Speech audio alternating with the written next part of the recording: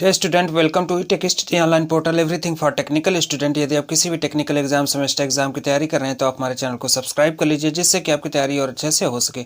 आज का जो वीडियो हमारा वो मशीन से संबंधित है। मशीन का जो टॉपिक है speed control of DC motor की वर्किंग, डीसी मोटर के टाइप और जो कैरेक्टरिस्टिक्स कर्व बन रहा था स्पीड या कह सकते हैं टार्क के बीच का, इसके पहले हम लोग देख चुके हैं।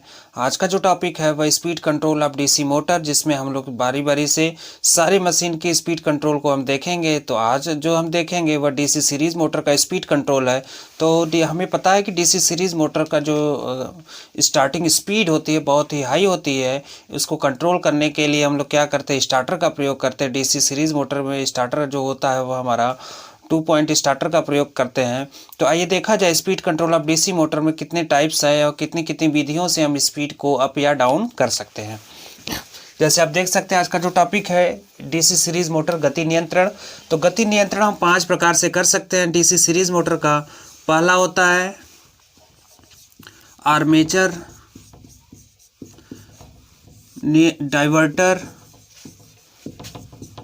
नियंत्रण विधि। आर्मेचर डाइवर्टर नियंत्रण विधि। दूसरा होता है हमारा फील्ड डाइवर्टर नियंत्रण विधि, फील्ड डाइवर्टर नियंत्रण विधि।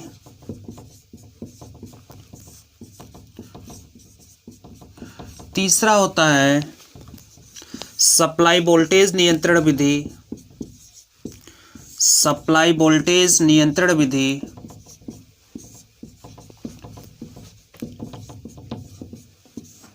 चौथा होता है हमारा फील्ड टैपिंग विधि, चौथा होता है हमारा फील्ड टैपिंग विधि। इसमें फील्ड को टैपिंग करके हम लोग स्विच गियर के माध्यम से टैपिंग के टर्नों को चेंज करते हैं, टैपिंग विधि। और लास्ट है हमारा सीरीज पैरेलल नियंत्रण विधि, सीरीज पैरेलल नियंत्रण विधि। तो ये 5 विधियां हैं जिससे हम क्या कर सकते हैं, डीसी सीरीज मोटर की स्पीड को हम कंट्रोल कर सकते हैं, नियंत्रित कर सकते हैं। तो 5 विधियां, पहला है आर्मेचर डाइवर्टर नियंत्रण विधि, दूसरा है फील्ड डाइवर्टर नियंत्रण विधि, तीसरा है सप्लाई वोल्टेज नियंत्रण विधि, चौथा है फील्ड टैपिंग विधि और पांचवा है सीरीज पैरेलल नियंत्रण विधि। तो पहले जो हमारा बारी बारी से हम देखेंगे आर्मेचर डाइवर्टर नियंत्रण विधि क्या होता है। तो इसके पहले हम लोग देखेंगे डाइवर्टर। डाइवर्टर क्या होता है, जैसे नाम से पता चल रहा है कि डाइवर्ट करना। तो क्या करता है कि जो रेजिस्टेंस होता है, रेजिस्टेंस के मान को वेरी करा के हम करंट के मान को डाइवर्ट कर सकते हैं, जिसे हम डाइवर्टर कहते हैं। इसको एक प्रकार से हम कह सकते हैं कि वेरिएबल रेजिस्टेंस होता है, जो स्पेसिफिक मान पर हम रेजिस्टेंस को अप या डाउन कर सकते हैं। उसी के आधार पे हमारा करंट अप या डाउन होता है। जैसे अगर रेजिस्टेंस बढ़ गया तो करंट कम हो जाएगा, रेजिस्टेंस कम होगा तो करंट बढ़ जाएगा। तो पहले हम देखेंगे आर्मेचर डाइवर्टर नियंत्रण विधि।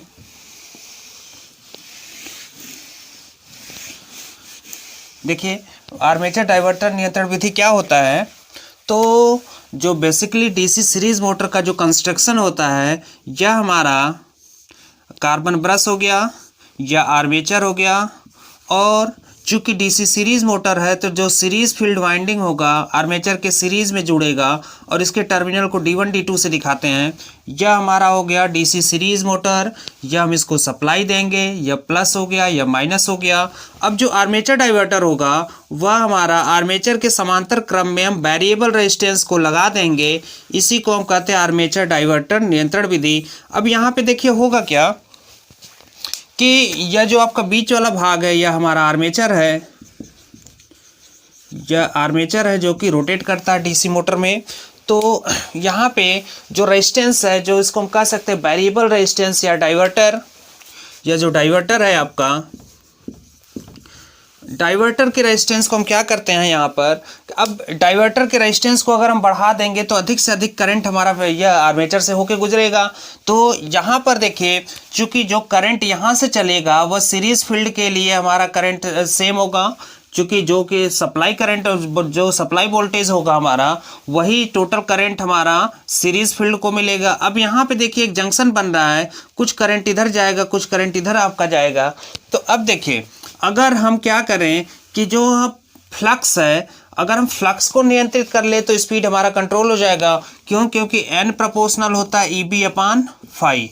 एन प्रोपोर्शनल होता है ई बी अपान फाई। अगर हम फाई के मान को बढ़ा देंगे तो स्पीड क्या हो जाएगी? कम हो जाएगी। अगर फाई के मान को हम कम कर देंगे तो स्पीड हमारा बढ़ जाएगी। तो यहाँ पे देखिए जो हमारा डाइवर्टर लगा है, तो डाइवर्टर को हम क्या करें कि अगर उसके रेजिस्टेंस को हम अधिक करेंगे तो अधिक से अधिक करंट हमारा क्या होगा? इस आर्मेचर से होके गुजरेगा।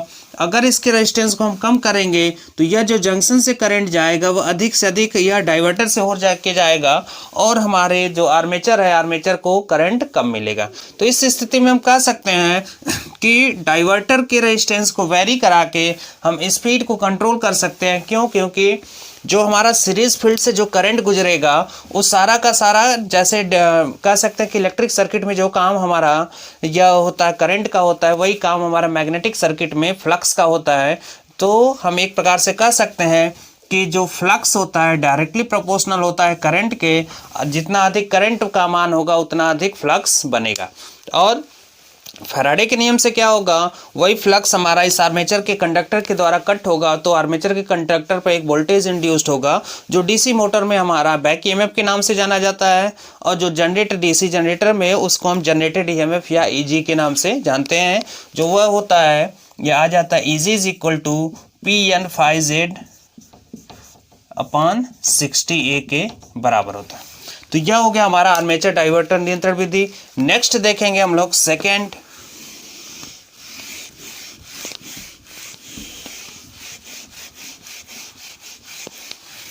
जो सेकेंड विधि है उसको हम लोग कहते हैं फील्ड डाइवर्टर नियंत्रण विधि। तो इसको देखा जाए फील्ड डाइवर्टर नियंत्रण विधि को, जो फील्ड डाइवर्टर नियंत्रण विधि है, अब यहाँ पे देखिए क्या हो रहा है। चूंकि डीसी सीरीज मोटर है तो डीसी सीरीज मोटर का कंस्ट्रक्शन बना लें। यह हमारा कार्बन ब्रश हो गया, यह हमारा आर्मेचर हो गया। अब जो डीसी सीरीज फील्ड वाइंडिंग होगा कुछ ऐसे होगा। अब यहाँ पर हम इसको क्या करते हैं? सप्लाई देते हैं। क्योंकि यह फील्ड डाइवर्टर नियंत्रण विधि है तो फील्ड के पैरेलल में हम वेरिएबल रेजिस्टेंस को लगाते हैं जो कि रेजिस्टेंस के मान को वेरी करा के करंट को डाइवर्ट करता है। तो यहाँ पे देखिए यह सप्लाई वोल्टेज हो गया, यह डीसी सप्लाई हो गई। चूंकि यह सीरीज फील्ड वाइंडिंग है तो सीरीज फील्ड वाइंडिंग को D1 D2 से दिखाया जाता है। अब यहाँ पे देखिए हो क्या रहा है कि चूंकि यह आर्मेचर है,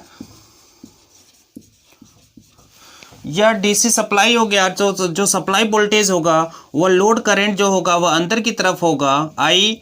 अब आई का मान देखिए, यह क्या है? एक जंक्शन बन रहा है। इस जंक्शन से या तो करंट अधिक से अधिक करंट हमारा डाइवर्टर से होकर गुजरेगा जिसे वेरिएबल रेजिस्टेंस कहते हैं।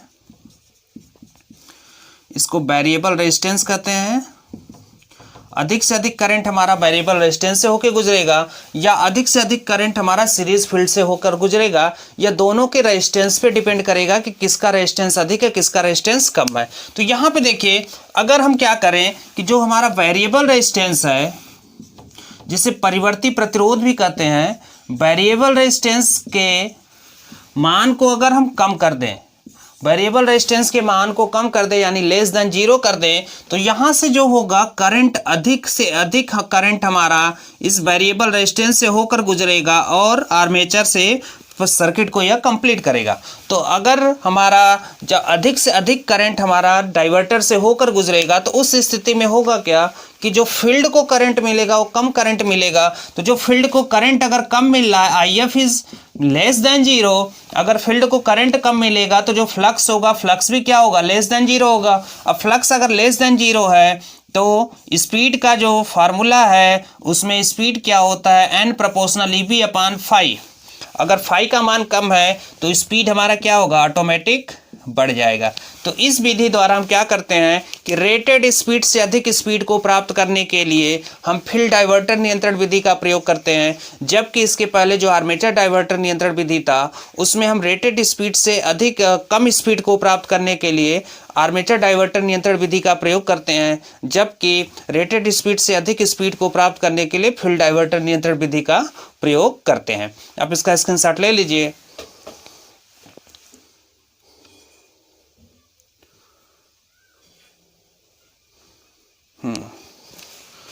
तो यह DC series motor speed control का पार्ट 1 का वीडियो था। नेक्स्ट पार्ट हम नेक्स्ट वीडियो में आपको बताएंगे। तो उम्मीद करते हैं कि वीडियो आपको पसंद आई होगी। वीडियो अगर आपको पसंद आई तो वीडियो को लाइक करें, चैनल को अभी तक आपने सब्सक्राइब नहीं किया तो सब्सक्राइब कर ले तथा बेल आइकन जरूर दबाएं।